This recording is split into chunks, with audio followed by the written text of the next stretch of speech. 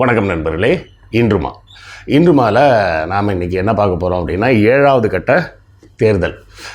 கட்ட தேர்தலில் ஒரே அடி தடி தகராறு வெட்டு குத்து ரேஞ்சுக்கு மேற்கு வங்கத்தில் ஒரே கலயபரமாக இருக்குது. இன்றைக்கி காலையிலேயே ஆரம்பிச்சிட்டாங்களாம். இந்த காலையில் 7 மணிக்கு வாக்குப்பதிவு. இந்த கலவரத்தெல்லாம் அதுக்கு முன்னாடியே ஆரம்பிச்சிட்டாங்க. அந்த செய்திகள்லாம் என்ன அப்படின்றது தான் நாம் இன்றைக்கி பார்க்க போகிறோம். அப்புறம் நண்பர்களே, புத்தகம் வாங்குவதற்கான வழக்கமான ஒரு கோரிக்கை.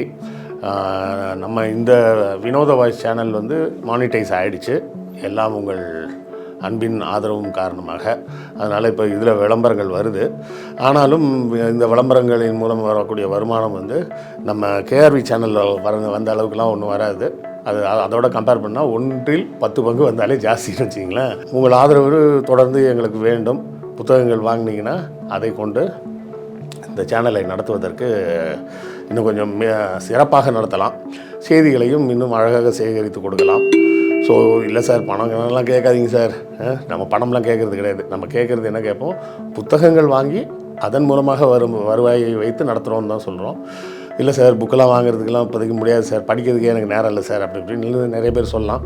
வெளிநாடு வாழ் மக்கள் நீங்கள் புத்தகங்கள் வாங்கணும்னா முடிஞ்ச நேரம் வாங்கினாலும் வாங்குங்க. இல்லை வேண்டாம் அப்படின்னா அமேசான்லேருந்து கிண்டில் வெர்ஷனே நீங்கள் எடுத்து படிச்சுக்கலாம். பாபர் நாமா வர உள்ள எல்லா புத்தகங்களும் அமேசான் கிண்டிலில் கூட இருக்குது. இது எல்லாம் எதுவுமே முடியாதுன்னா கூட இந்த வீடியோக்களை ஷேர் பண்ணுங்கள். ஷேர் பண்ணாலே அதுவும் ஒரு வகையால் ஆதரவு தான்.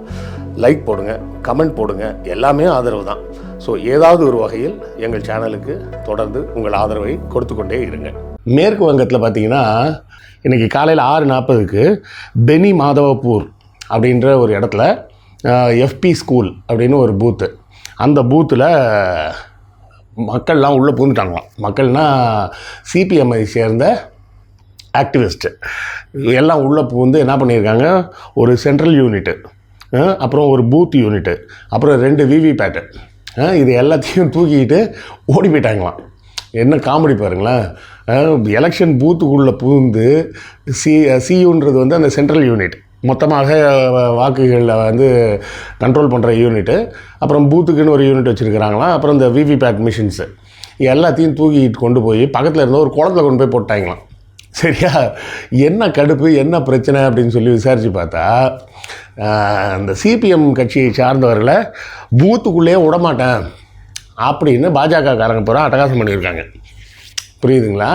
பாஜகக்காரன் அட்டகாசம் பண்ணி அதுக்கப்புறம் காவல்துறையை வர வச்சு அதுக்கப்புறம் புது மிஷின்லாம் கொண்டு வந்து, ஏன்னா இது தேர்தல் ஆரம்பித்ததுக்கப்புறம் இல்லை, தேர்தல் 7 மணிக்கு தான் ஆரம்பிக்கும்.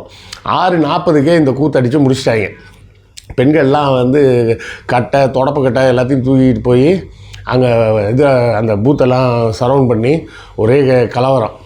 இதில் என்ன பிரச்சனைனா, அந்த தொகுதியெல்லாம் சிபிஎம் ஜெயிக்கிறதுக்கு வாய்ப்பு இருக்கக்கூடிய தொகுதிகள் அப்படின்னு பார்க்குறாங்க. அங்கே மட்டும் இல்லை, அதுக்கப்புறம் பார்த்திங்கன்னா 24 பர்கானா டிஸ்ட்ரிக்ட்னு ஒன்று இருக்குது அங்கே. அப்புறம் பான்நகர் அப்படின்னு இன்னொரு இடம் இருக்குது. அந்த பான்நகர் இடத்துல பார்த்திங்கன்னா டிஎம்சிக்கும் ஏஐஎஸ்எஃப் இந்த 2 கட்சிக்கும் பெரிய தகராறு. ஒரே அடி தட்டி போலீஸு அப்படின்னு போட்டு ஒரே கலையபுரமாக ஆகி போச்சான். அதில் சுவேந்து அதிகாரி அப்படின்னு ஒரு பிஜேபியை சேர்ந்த ஒரு சிட்டிங் எம்எல்ஏ, அப்புறம் அமித் மால்வியா தான் உங்களுக்கு தெரியுமே, பிஜேபியோட ஐடி விங்கோட ஹெட். இவங்க 2 பேரும் என்ன பண்ணியிருக்காங்க, இந்த கலவரத்துக்கெல்லாம் காரணம் மம்தா பானர்ஜி அப்படின்ட்டாங்க. புரியுதுங்களா? பழியை தூக்கி மம்தா பானர்ஜி மேலே போடு அப்படின்னு போட்டு விட்ருக்கிறாங்க. போட்டது மட்டும் இல்லாமல் பார்த்திங்கன்னா 1020 கம்பெனி, சிஆர்பிஎஃப்னு சொல்லுவாங்கள்ல, சென்ட்ரல் ரிசர்வ் போலீஸ் ஃபோர்ஸ், அந்த சிஆர்பிஎஃப்லேருந்து 1020 கம்பெனி இறக்கியிருக்கிறாங்களாம் வெஸ்ட் பெங்காலில் மட்டும். ஏன்னா வெஸ்ட் பெங்கால் எப்போவுமே தேர்தல் வந்தால் கலவரம் வரும், சண்டை வரும், அடிதடி கூத்து தகராறு இதெல்லாம் நடந்துக்கிட்டே இருக்கும். அதுக்காக பயந்துக்கிட்டு தான் என்ன பண்ணியிருக்காங்க, 1020 கம்பெனி. அதாவது ஒரு கம்பெனி அப்படின்னு சொன்னால் எத்தனை போலீஸ்மேன் அப்படின்னு பார்த்தோம்னா கிட்டத்தட்ட 120 போலீஸ்காரர்கள், 120 போலீஸ் கொண்டது ஒரு கம்பெனி அப்படின்னு சொல்லுவாங்க. அந்த 120 போலீஸ் கொண்ட ஒரு கம்பெனி மாதிரி 1020 கம்பெனியை வெஸ்ட் பெங்கால் ஃபுல்லாக இறக்கியிருக்கிறாங்க. அதாவது கிட்டத்தட்ட 1.25 லட்சம் போலீஸ் ஒரே ஸ்டேட்டுக்காக இறங்கியிருக்கிறாங்க. அதுவும் நடக்கிற தேர்தல் நடக்கிற தேர்தல் முழு மாநிலத்துக்கு கூட இல்லை, அந்த குறிப்பான ஒரு 9 தொகுதியில் தான் இந்த தேர்தல் நடக்குது. இந்த 9 தொகுதியுமே ஏற்கனவே மம்தா பானர்ஜி ஜெயித்த தொகுதி தான். சரியா? அதனால் கண்டிப்பாக அவங்க தான் ஜெயிப்பாங்க அப்படின்னு தான் பார்வையாளர்கள்லாம் சொல்கிறாங்க. இது போக குயிக் ரெஸ்பான்ஸ் டீம் அப்படின்னு சொல்லுவாங்க. இந்த குயிக் ரெஸ்பான்ஸ் டீம்ன்றதில் வந்து 1960 பேரை இறக்கியிருக்காங்க. அப்போ கிட்டத்தட்ட யோசிச்சு பாருங்கள், 1960 பேர் இல்லை, 1960 யூனிட்டு இந்த குயிக் ரெஸ்பான்ஸ் டீம் அப்படின்னு அந்த டீம்ன்றது கிட்டத்தட்ட ஒரு டீமில் வந்து 30 பேர்கிட்ட இருப்பாங்க. ஆக இது ஒரு 2000 × 30 ஒரு 6000. சரியா? சாரி, இது ஒரு 2000 × 30 போட்டிங்கனாலே இது ஒரு 60,000, அது ஒரு 1.25 லட்சம், கிட்டத்தட்ட 2 லட்சம் போலீஸ் உள்ளே இறக்கி இந்த தேர்தலை நடத்துகிறாங்க. இதில் பாஜக தீவிரமாக எங்கெல்லாம் முடியுமோ எல்லா இடத்துலையும் கலவரத்தை உருவாக்கணும் அப்படின்னு பார்க்குறாங்க. அந்த கலவரம் வந்துடக்கூடாதுன்றதுக்காக தான் இவ்வளோ போலீஸ் ஃபோர்ஸை இறக்கியிருக்காங்க. இந்த QRTன்றது வந்து ஸ்டேட் வெஸ்ட் பெங்காலில் சேர்ந்தது. இந்த CRPFன்றது யூனியன் கவர்மெண்ட் வருது. இவ்வளோ பேர் கிட்டத்தட்ட 2 லட்சம் பேரை இறக்கி பாதுகாப்பு கொடுத்தாலும் கூட என்ன கடைசியாக நடந்திருக்கு, ஒரு 4-5 கான்ஸ்டியூன்சியில் பூத்தெல்லாம் கேப்சர் பண்ணி மிஷினெல்லாம் உடச்சி அதெல்லாம் தூக்கி போட்டு இதை பண்ணதெல்லாம் CPM தான். அதில் வந்து மாற்றம் கிடையாது, பிஜேபிக்காரங்க பண்ணலை. ஆனால் இவங்களை உள்ளே விடக்கூடாது. அதாவது இந்த பூத் ஏஜென்ட்டுன்னு சொல்லுவாங்க பார்த்தீங்களா, ஒவ்வொரு கட்சிக்கும் பார்த்தீங்கன்னா பூத் ஏஜென்ட் அப்படிங்கிறது வந்து ரொம்ப ரொம்ப முக்கியமான ஒரு யூனிட். அதாவது இதை வந்து ஆரம்பத்திலேயே, அதாவது 1950களிலேருந்தே அந்த இதை வந்து 1962 தேர்தல்லையே வந்து அண்ணா அவர்கள் வந்து திமுகவில் ஸ்டடி ஆக்கிட்டார். அண்ணா அவர்கள் சொன்னதே இதுதான், எனக்கு வந்து ஒன்றும் பண்ணாதீங்கப்பா. அப்போல்லாம் வந்து ஹோட்டல் கிட்டெல்லாம் எதுவும் கிடையாது, பெருசாத்தான் போய் தங்கிறதுக்கு பெரிய பெரிய உணவு விடுதிகள் இப்போ இருக்கிற மாதிரிலாம் எல்லா இடங்கள்லேயும் வசதியான மட்டும் இல்லை, வசதி குறைவான விடுதிகள் கூட கிடையாது. ஒரு சில பெரிய நகரங்களில் மட்டும் பார்த்திங்கன்னா அரசாங்கத்தோட சர்க்கியூட் ஹவுஸ்ன்னு சொல்லுவாங்க, அதாவது கவர்மெண்ட்டோடது, இல்லைன்னா டூரிஸ்ட் பங்களா அப்படிம்பாங்க, சுற்றுலா மாளிகை அப்படின்னு சொல்லி கொஞ்சம் பெரிய ஹோட்டலாக இருக்கும் பெரிய சில நகரங்களில். மற்றபடி சிறிய ஊர்களெல்லாம் பார்த்திங்கன்னா ஹோட்டல், லாட்ஜி இந்த மாதிரிலாம் எதுவுமே இருக்காது. அப்போல்லாம் இருக்காது மட்டும் இல்லை, எவனும் போய் ஹோட்டலில் சாப்பிடவும் மாட்டாங்க. ஏன்னா அது வந்து வேறு சாதிக்காரன் நடத்துகிறான் அப்படின்னு சொல்லிட்டு போகவும் மாட்டாங்க. இந்த மாதிரி இருந்த காலகட்டம். அப்போவே வந்து அண்ணா என்ன சொன்னார்னா, சீரணி அப்படின்னு சொல்லிட்டு ஒன்று ஆரம்பிக்கிறார், சீரணி படை அப்படின்னு. அதாவது என்னன்னா, உங்கள் தெருவில் அட்லீஸ்ட் ஒரே ஒரு ஆளை நம்ம கட்சிக்கு சேர்த்துருங்க அப்படிங்கிறது மாதிரி தான் அதோட ஒரு கான்செப்ட். அப்போ என்ன ஆகுன்னா, நீங்கள் எத்தனை இடத்துல எலெக்ஷன் நடந்தாலும் எல்லா இடங்கள்லையும் அந்த எலெக்ஷன் போலிங் பூத் இருக்குது பார்த்தீங்களா, ஒவ்வொரு அந்த போலிங் பூத்துலேயும் ஒரு போலிங் ஸ்டேஷன் இருக்கும்.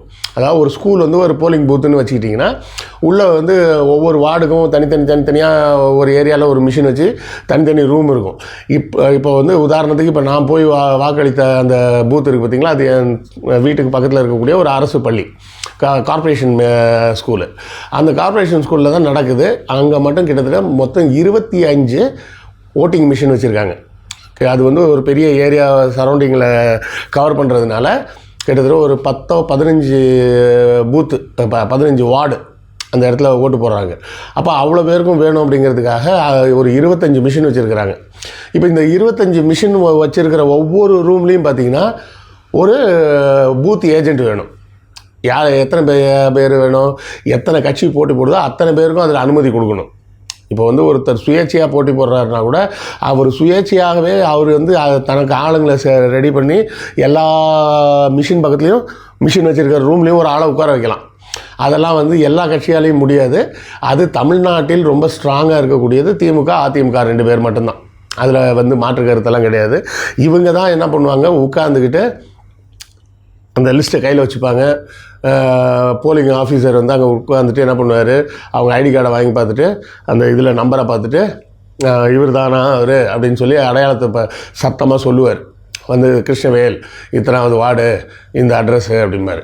உடனே அவங்களும் பார்த்துட்டு ஆமாம் அவர் தாங்க இவர் அப்படின்னு டிக் அடித்து வச்சுப்பாங்க. அப்புறம் அதுக்கப்புறம் தான் கையெழுத்து போடணும், அதுக்கப்புறம் தான் ஓட்டு போடணும். இப்படி இருக்கிறப்ப என்ன ஆகும்னா, ஒரு கள்ள ஓட்டு கூட உள்ளே வந்துடக்கூடாதுன்ற மாதிரி தெளிவாக உட்காந்து ஃபில்டர் பண்ணுறதுக்கு. அதுவும் அந்த காலத்துலலாம் பார்த்திங்கன்னா, நானே சின்ன வயசில் எங்கள் பாட்டி கூட போயிருக்கேன். பாட்டியில் ஆச்சி, எங்கள் ஆச்சி கூட ஓட்டு போடலாம் போயிருக்கிறேன். சின்ன பையனாக இருப்பேன். வந்தால் பார்த்தா காரில் கூப்பிட்டு போவாங்க. அந்த காரில் போகிறதுக்காக குஷியாக நானும் வரேன்ட்டு கூட போயிடுறது. அப்போல்லாம் சின்ன பசங்களெல்லாம் உள்ளே விடுவாங்க, இப்போல்லாம் விடுறது கிடையாதுன்னு வைங்களேன். சின்ன பசங்களும் உள்ளே விடுவாங்க, நாங்களும் கூட போவோம். போயிட்டு ஆச்சி இதில் குத்துங்க அப்படின்லாம் சொல்லி குத்தி அப்புறம் படித்து அதெல்லாம் வந்து ஒரு ஜாலியான விஷயமா பார்த்தாங்க. அப்போ அதுக்கப்புறம் இப்போ அதெல்லாம் ஸ்ட்ரிக்ட் பண்ணிட்டாங்க, யாரும் பசங்களெல்லாம் உள்ளே விட மாட்டாங்க. அதுக்கப்புறம் படித்து அந்த பெட்டியில் போட்டு, ஆனால் என்ன ஆகுன்னா கூட்டு வந்தான் பார்த்தீங்களா காரில் வந்து இறக்கி விட்டு போயிடுவாங்க, திருப்பிலாம் கொண்டு போய் வீட்டில் விட மாட்டாங்க. அப்படி தான் அந்த காலத்தில் நடக்கும். இப்போ அதெல்லாம் கிடையாது. இப்போ அது எல்லாமே தடை செய்யப்பட்டு விட்டது. யாருக்கும் எந்த வாகனமும் ஏற்பாடு பண்ணக்கூடாது. எந்த விதமான கட்சிகள் வந்து எந்த விதத்திலும் அந்த வாக்காளரிடம் இடைஞ்சல் பண்ணக்கூடாது அப்படின்ற அளவுக்கு எல்லாம் ஸ்ட்ரிக்ட் பண்ணிட்டாங்க. இதுக்கு சிபிஎம்மோட பூத் ஏஜென்ட்டு உள்ளே போகிறதுக்கு உள்ளே விடக்கூடாது அப்படின்னு சொல்லி அவங்கள அடித்து விரட்டியிருக்காங்க பிஜேபிக்காரனுங்க. அதனால தான் கலாட்டாவாகி அவங்க போயிட்டு ஆளுங்களெல்லாம் கூப்பிட்டு வந்து பூத்தையே அடித்து நாசம் பண்ணியிருக்காங்க அப்படின்றத நாம் பார்க்குறோம். இன்றைக்கி சாயங்காலத்தோட தேர்தல் முடிவடைய போகிறது. இன்றைக்கி சாயங்காலம் தேர்தல் முடிவடைந்தவுடன் நாளைக்கு காலையில், இன்றைக்கே போடனாலும் போடலாம், டைம் இருக்குமான்னு தெரியல, இல்லைனாலும் நாளைக்கு காலையில் முதல் வேலையாக 11 மணிக்கு நம்மளுடைய எக்ஸிட் போல் நம்ம வந்து பார்த்த வர என்னெல்லாம் நடந்திருக்கு, என்ன டேட்டா இருக்குது, அந்த டேட்டா வச்சு ஏற்கனவே நம்ம சொல்லியிருந்தோம் ஒரு அனாலிசிஸ் பண்ணியிருக்கோன்னு. அந்த அனாலிசிஸில் என்னெல்லாம் வந்திருக்குன்றதை நாளைக்கு 2ஆம் தேதி காலையில் உங்களுக்கு ஒரு 11 மணிக்கு ஷெட்யூல் பண்ணி நான் போட்டு விட்றேன். நீங்கள் பார்த்துட்டு உங்கள் கருத்துக்களை எல்லாம் கமெண்ட்டில் சொல்லுங்கள். இந்த மாதிரி நான் கொடுக்கக்கூடிய அந்த ப்ரெடிக்ஷன் வந்து கரெக்டாக வருதா இல்லையான்றதை நம்ம 4ஆம் தேதி மறுபடியும் டிஸ்கஸ் பண்ணலாம். ஏன்னா 4ஆம் தேதி வாக்கு எண்ணிக்கை தொடங்க ஆரம்பிச்சிடும். வாக்கு எண்ணிக்கை தொடங்க நம்ம கொடுத்த நம்பர்ஸும் இந்த நம்பர்ஸும் மேட்ச் ஆகுதான்றதை நம்ம ஒரு 12 மணிக்கு மேலே இருந்தே பார்க்க ஆரம்பிச்சிடலாம். ஏன்னா எந்த கட்சி லீடிங் எல்லாமே பார்த்துடலாம்ல. ஸோ அதை எல்லாத்தையும் நாளை பார்ப்போம். அடுத்த காணொலியில் சந்திப்போம். நன்றி, வணக்கம்.